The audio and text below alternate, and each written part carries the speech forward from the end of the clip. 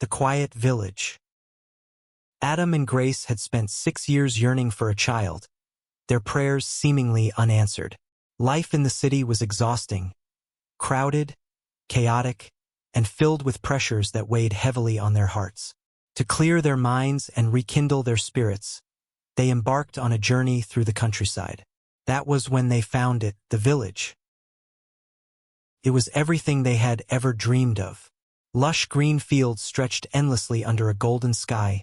The air was crisp and pure, and the people were warm, welcoming, and full of life.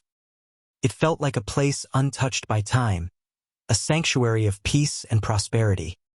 The townsfolk were a tight-knit community, exuding a warmth that made the couple feel like they had always belonged.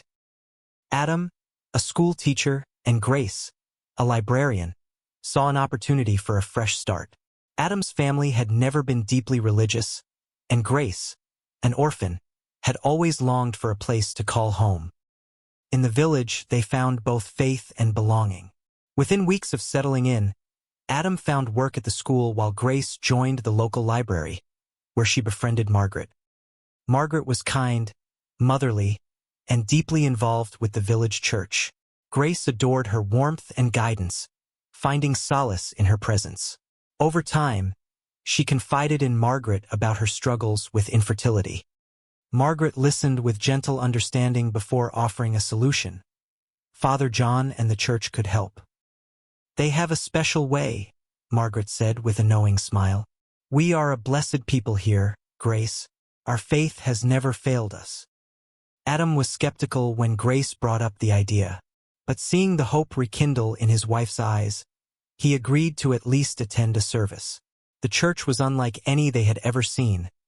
Ancient, almost otherworldly, with carvings of waves and strange symbols adorning its stone walls.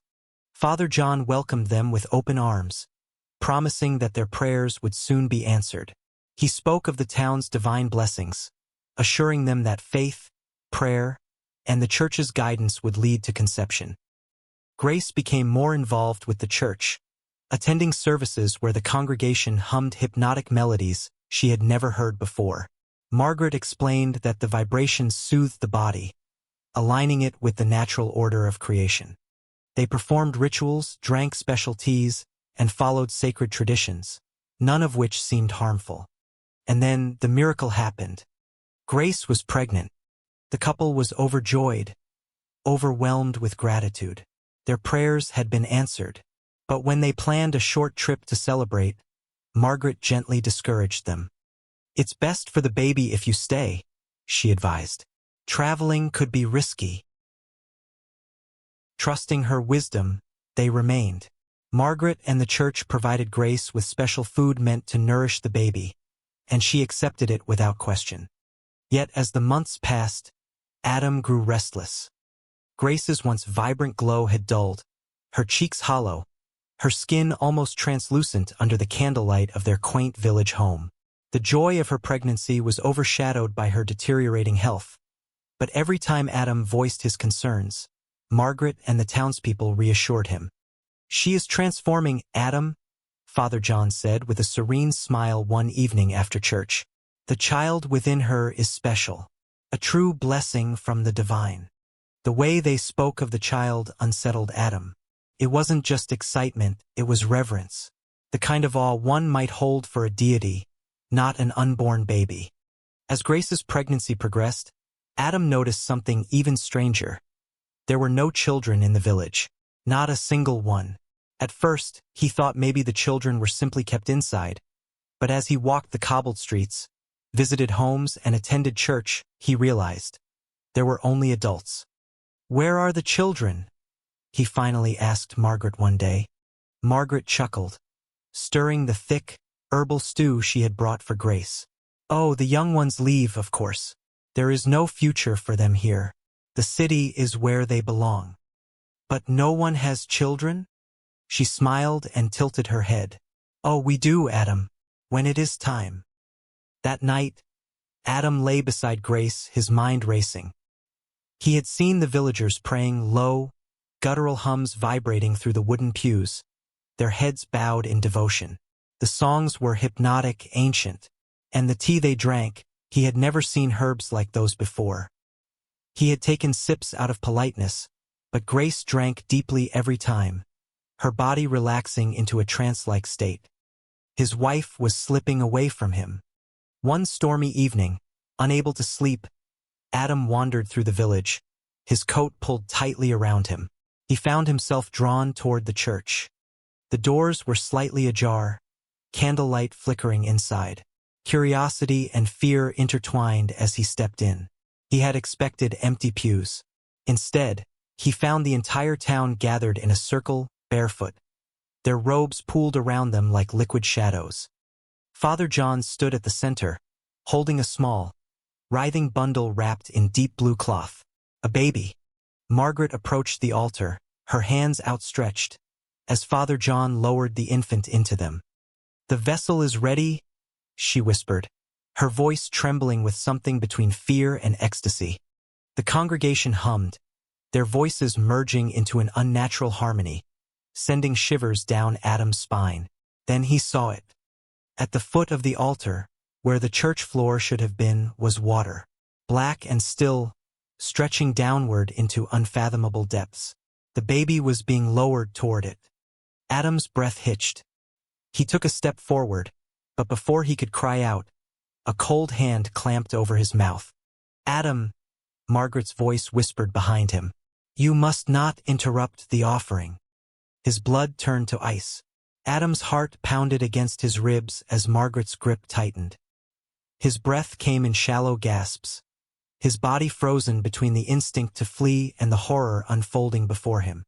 The congregation swayed in unison, their chants growing deeper, the guttural hum reverberating through the stone walls of the church. The sound was unnatural, ancient, something not meant for human ears. The black water at the altar's base rippled. Adam's body stiffened as something began to rise from the depths. At first, it was just darkness, a shifting mass that distorted the candlelight. Then, as the water sloshed against the altar's edge, a shape emerged. A figure impossibly tall, its elongated limbs twisting unnaturally as it pulled itself upward. The air grew thick with the scent of salt and decay. The thing had no face, just a void where its features should have been. Yet Adam felt its gaze pierce through him, cold and ancient. The villagers did not recoil. They kneeled, hands outstretched in reverence. Father John held the infant over the water, his voice trembling with devotion. "This vessel is yours, O beneath one. May it carry your will. May it be your bridge to our world." The thing reached up with skeletal fingers, webbed and glistening, to accept the child. Adam lurched forward, adrenaline surging through him, but Margaret wrenched him back with inhuman strength. "You don't understand," she whispered, her voice thick with something like sorrow.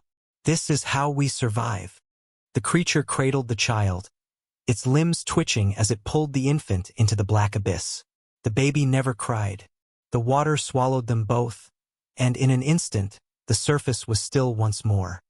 The humming ceased. Father John turned to the congregation, his arms raised. "Rejoice," he declared. "The cycle continues." A breathless silence followed. Then the villagers began to weep. Not in sorrow, but in joy. They embraced, whispering blessings to one another. Adam felt sick. He turned, shoving Margaret away, and stumbled out into the night. Cold rain lashed at his face, but he barely felt it. He ran, his mind screaming at him to get Grace and leave now. Back at the house, Grace sat in the rocking chair, her hands gently resting on her swollen belly. She looked up as Adam burst through the door, soaked and wild-eyed. "We have to go," he panted, gripping her shoulders. "Grace, listen to me. This place, it's not right. The church, the people, they're part of something horrible." She frowned, confused. "Adam, what are you talking about?" He grabbed her hands.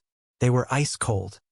"They're offering children to something in the water," he whispered, his voice shaking. "Grace, your baby. It's not ours. It's theirs." A slow, eerie smile spread across her lips.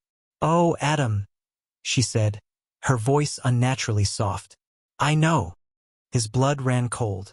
She reached up and cupped his face, her touch oddly distant, like a doll mimicking affection. You don't understand. This child, our child, is a gift. It's an honor. Her stomach twitched beneath her gown, an unnatural ripple that made Adam recoil. He took a step back. Grace. She rose from the chair, swaying slightly. You're always worried, always stressed, always doubted. Her eyes darkened, the pupils swallowing the color. But here there is peace. There is a purpose. She took a slow step forward. And soon, Adam, she whispered, you will understand too. Adam's breath came in short, sharp gasps as he backed away from Grace. His wife, his sweet, loving Grace, was no longer the woman he knew. Her eyes gleamed in the dim candlelight, a hunger lurking behind them. He needed to leave. Now.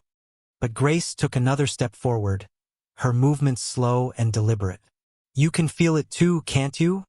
She murmured. The town's warmth, the way everything just fits. Her fingers trailed over her stomach. This is bigger than us, Adam. Bigger than anything you could understand. No, his voice trembled. This isn't right. This isn't. A noise cut through the house. A wet, slithering sound from somewhere inside. Adam froze. The walls felt thinner, the floorboards damp beneath his feet. His gaze darted to the hallway leading to their bedroom, where darkness pooled unnaturally, thick like ink. Something was moving in it, crawling. His stomach lurched. A shape, tall, gaunt, inhuman, emerged from the shadows, its limbs stretching impossibly long, its fingers webbed and glistening. It was the same thing he had seen in the church, the thing from the water. It had come for him. Grace exhaled softly, almost in reverence. You see now, don't you? Adam's fight-or-flight instincts took over. He turned and bolted for the front door. His fingers fumbled with the latch, his hands slick with sweat. Behind him, he heard the thing moving, its joints cracking, its breath rattling like wind through hollow bones. The door flung open, and Adam stumbled into the night. The village was deathly silent. The streets, once welcoming and warm, now felt foreign, wrong. The lanterns cast eerie, elongated shadows, stretching across the cobblestones like grasping fingers. And then he saw them. The villagers stood in their doorways, watching. Their faces were blank, their expressions serene, as if they had expected this, as if they had been waiting. Margaret stepped forward, her kind, motherly smile still plastered on her face. Adam, she called gently. It's okay. It will all make sense soon. He took a shaky step back. Stay away from me. She sighed. We were hoping you would understand, but some need to see the truth the hard way. From the darkness behind her, Father John emerged, and he wasn't alone. The water dripped from their clothes, from their hair. The ones who had been offered before. Dozens of them. Their faces hollow, their eyes empty. Children, adults, the lost souls of the town. Their mouths opened in perfect unison, and a deep, resonant hum filled the air. The same humming from the church, vibrating through Adam's chest, seeping into his bones. He staggered back, his vision swimming. The world tilted, and then the ground beneath him wasn't ground anymore.